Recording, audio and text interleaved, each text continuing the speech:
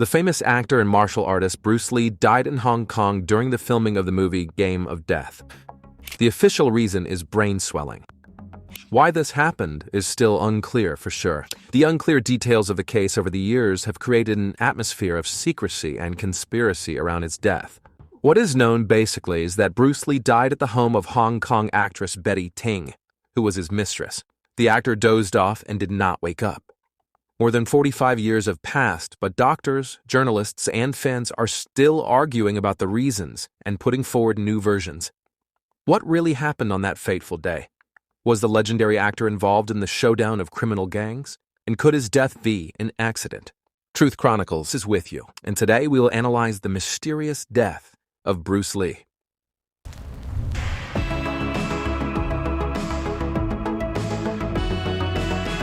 Bruce has spent his whole life striving to be head and shoulders above his rivals. In his last year, the actor found himself at a crossroads. Despite the fact that he was quite successful and was on his way to world fame, he wanted to be known for who he really was. His 1972 film The Way of the Dragon gained popularity thanks to Bruce's fight with Chuck Norris and broke box office records. In addition, it was the first Hong Kong film shot in the West. Nevertheless, Bruce was still struggling to leave an indelible mark on the West and establish his identity as a martial artist genius, actor, and entertainer. Several reports, including a Newsweek one, said Bruce Lee became ill about 2 months before his death. He suffered from headaches and seizures and was even taken to the hospital after he lost consciousness. Bruce was diagnosed with cerebral edema, and he laid unconscious for a whole day. After that, the actor flew to the UCSF Medical Center for examination. In Nathy Polly's book, Bruce Lee, Alive, it was later revealed that doctors concluded that Bruce had suffered a severe seizure, the cause of which could be stress. However, they were not sure and discharged the actor from the hospital when he got better. "That's not how Bruce Lee is going to die," he joked at the time. After being discharged, Lee returned to his daily workouts and a strict diet including vegetables, rice, fish, and milk. It was amazing how quickly he recovered from such a serious illness. His swelling disappeared, and outwardly, Bruce looked healthy, and no one expected that something unusual would happen. He even went to Hong Kong for a long visit. It turned out to be his last excursion to his homeland before his death.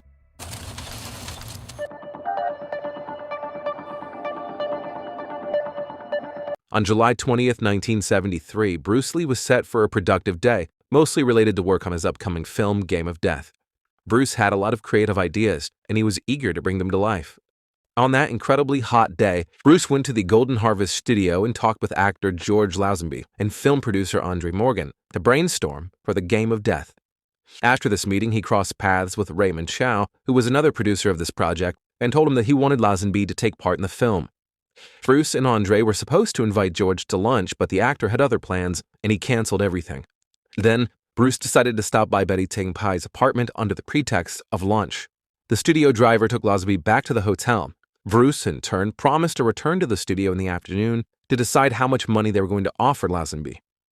Bruce jumped into his Mercedes and drove away. He arrived at Betty Ting Pai's apartment at 67 Beacon Hill Road around 1 o'clock in the afternoon. "I was his girlfriend," Betty commented later. There was a bit of sex and a bit of hashish in their relationship, but no alcohol or harder drugs. Mostly that day, Bruce was passionate about meeting George Lazenby and what it meant for his film. Also at lunch, he offered Betty the role of the main character's love interest, but the woman claimed that she resisted this idea because she was uncomfortable playing his girlfriend on the screen, being his mistress in real life. At the same time, it should be mentioned that Bruce had a wife, Linda, who was at home that day. After lunch, the company got together again, this time at Betty's house. Previously, Lee asked Chow to come and persuade Betty to participate in the filming. During the rehearsal, Bruce started complaining about feeling unwell. Bruce wasn't feeling well. I wasn't feeling very well either. I think we had some water, and then he was acting, Chow told later. With bubbly enthusiasm, Bruce jumped up and performed scene after scene. It was always very active, Raymond says. In telling the story, he acted out the whole thing, so that probably made him a little tired and thirsty.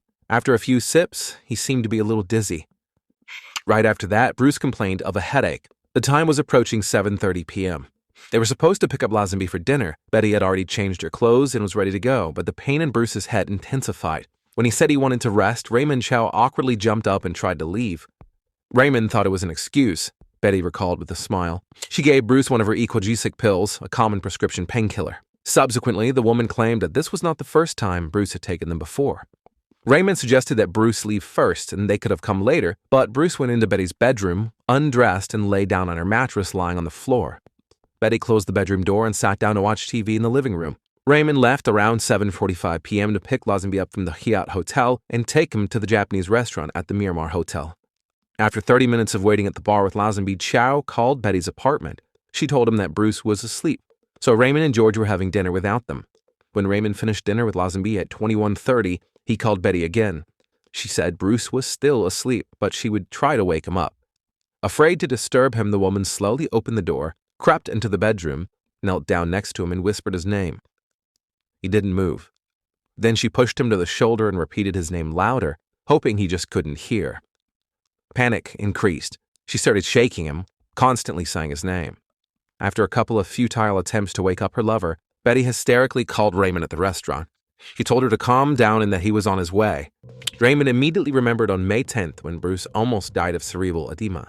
He called Dr. Langford, the doctor who saved Bruce's life at the time, but his phone was busy. Raymond raced across town to Betty's apartment. We recall that the events took place even before the advent of mobile phones, so on the way, Raymond repeatedly jumped out of the car to use a payphone and dial Langford's number, whose line remained busy. He later found out that Langford's daughter was on the phone with her boyfriend. There are strange coincidences, aren't they? When Chow arrived at the apartment, he found Bruce undressed, lying flat on the mattress, and next to him, Betty, in a state of shock, who continued to shout his name. At that moment, Raymond realized that he had arrived too late. As he stood and looked at Bruce's lifeless body and Betty's sobbing, Raymond must have realized the enormous danger of the situation because the most famous man in Hong Kong was dead in his mistress's bed, and the two of them were the only witnesses. The scandal would have engulfed them, and the press would have brought charges, and this could have ended their careers, perhaps even put them in legal jeopardy. If Raymond's original imperative was to save Bruce's life, now his main goal was clear. Bruce Lee had to die somewhere else besides his mistress's apartment. Utter chaos followed. Raymond dressed up the actor and ordered Betty to call a doctor, but upon arrival, the doctor could not resuscitate him. Then Raymond called an ambulance and said that the man had fainted and needed help, and then recalled Bruce's wife pointing out that Bruce had something like what happened last time and was being taken to the hospital by ambulance. Upon arrival at the intensive care unit, the doctors were powerless, because it is pointless to resuscitate a person who has been dead for almost 40 minutes. Lee was pronounced dead. Bruce's wife demanded an autopsy to find out the cause of death, but an hour later the whole press was buzzing with the news that the world-famous actor had died at the age of 32 for an unknown reason. You may think that the question of the actor's death was closed, but you are mistaken.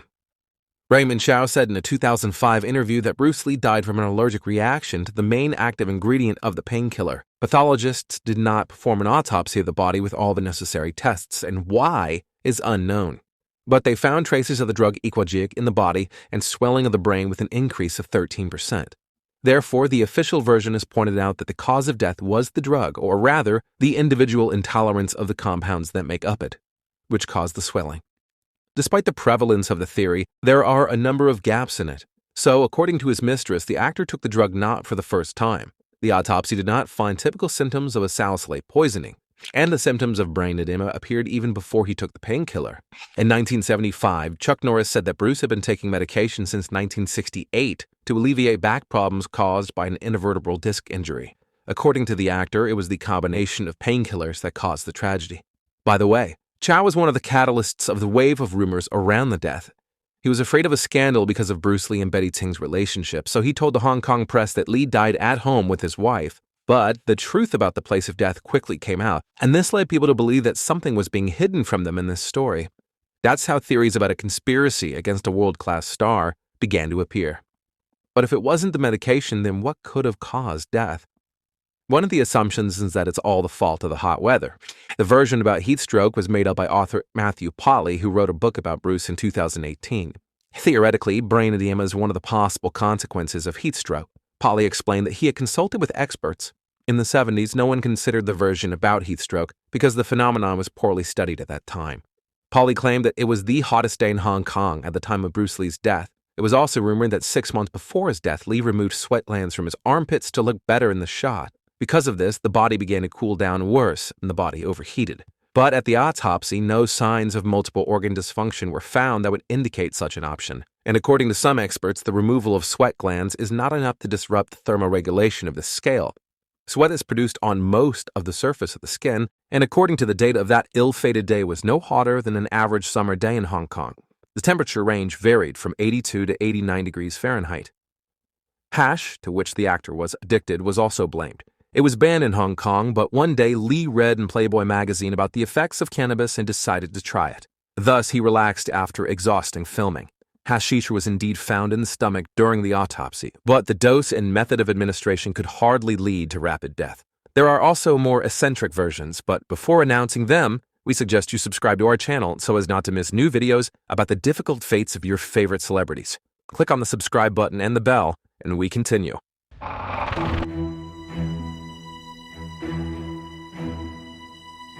Rumor has it that Bruce Lee used money from one of the criminal gangs to finance the filming. At some point, he refused to pay the interest. 2 weeks before death, Lee threatened to blow away. It was reported to have mobster connections, and then the group ordered his murder out of revenge. Is it logical? It is quite possible, but upon examination, no injuries were found, as well as symptoms of poisoning. Not only bandits could be the cause of the artist's death. Some witnesses claim that during the filming, a man from the extras offered to help perform the trick and during the rehearsal hit Bruce on the head, and then he disappeared. It was the monks' revenge for revealing the secrets of Kung Fu. They sent a master who dealt Bruce Lee a delayed death blow. The legend sounds exactly like this because the blow of delayed death is applied to a certain pain point at a certain time. According to old sources, this can cause a person to have cancer, a tumor, or a malfunction of the heart. According to rumors, a few weeks before his death, Lee had a fight with an unknown old man and did not pay attention to his pokes. There are other explanations. Poisoning by competing companies, drugs, exorbitant training, murder in self-defense, even the curse at the house in which Lee lived because his son also died on the set 20 years later. Which of the above theories seems most likely to you? Share it with us in the comments. We'll be happy to discuss with you a riddle 50 years long.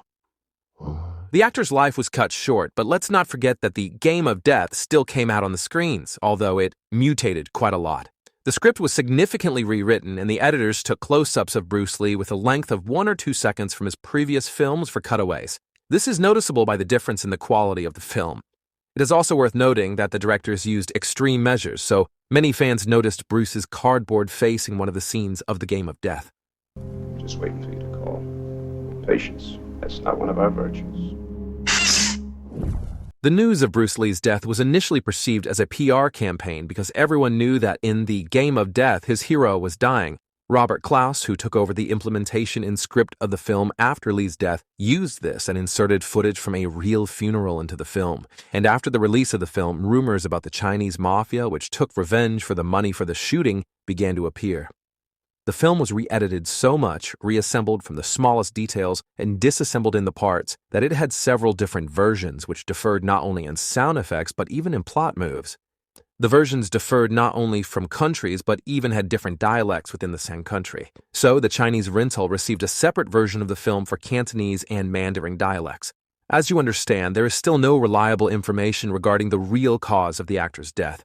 However, more recently, the internet has filled with headlines that doctors have revealed the cause of Bruce's death after 50 years. It sounds incredibly strange and at first glance funny, but who knows? Modern doctors claim that Bruce died to an overabundance of water in the body. In 2022, a study was published in the Clinical Kidney Journal. There, on the basis of open sources, a group of specialists conducted a kind of investigation into the cause of Bruce's death. So, in their opinion, the overabundance of water was due to the dysfunction of the kidneys of the artist and the passion for a special diet with a huge amount of fluid. According to some reports, Lee drank about 7 to 8 liters of water a day. And the use of marijuana, diuretics, steroids, and other prescription drugs that affect the functioning of the kidneys as well as organ injuries could lead to hypernatremia, an abnormally low concentration of sodium in the blood. As a result, the kidneys stopped coping with the excretion of fluid from the body. This caused the swelling of the brain. Eyewitness accounts indirectly confirm the story. His wife Linda said that before his death, Bruce had a liquid diet of carrots and apple juice, and Polly, as we said earlier, referred to the actor's repeated use of water on the evening of his death. we hypothesize that Bruce Lee died from a specific form of kidney dysfunction, the inability to excrete enough water to maintain water homeostasis. This may lead to hypernatremia, cerebral edema, and death within hours if excess water intake is not matched by water excretion in urine, which is in line with the timeline of Lee's demise. Experts emphasized.